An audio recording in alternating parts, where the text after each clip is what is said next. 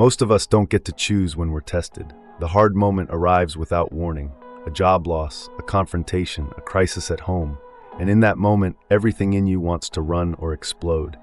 What you do next is who you actually are. Character isn't built in comfortable times. It's only revealed in hard ones.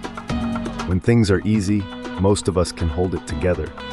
We're patient when patience costs us nothing. We're generous when generosity is easy.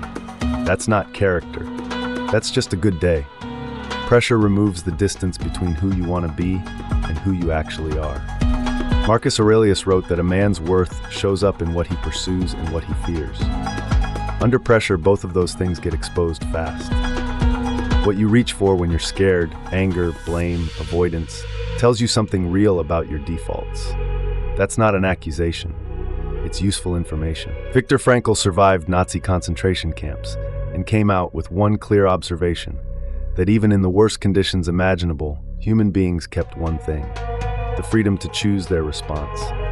Not to control what happened to them, just to decide how they would meet it.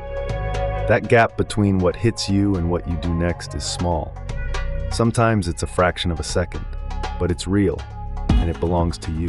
Learning to pause inside that gap is one of the most practical things a person can do. It doesn't make you passive, it makes you deliberate. Epictetus taught that we suffer not from events, but from our judgments about them. That's not a trick to make hard things feel easy. It's a reminder that your read on a situation shapes your reaction to it, and that can be trained. Think about the times you handled something badly, lost your temper, shut down, made a call out of fear that you later regretted. Most of us have a short list of those moments. They still sting. That sting is a signal. It's pointing at a gap between your values and your behavior when the heat was on. The point isn't guilt. The point is to study what happened, the trigger, what you were protecting, what you'd do differently. And here's something worth remembering. The people around you are paying close attention. Your kids especially. They learn more from watching you handle difficulty than from anything you tell them.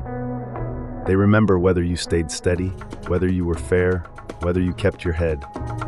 Seneca wrote that we should rehearse for hardship, not to be pessimistic, but to be ready. So here's the practice.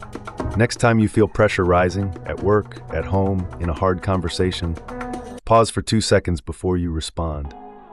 Just long enough to ask one question. What does this moment actually need from me?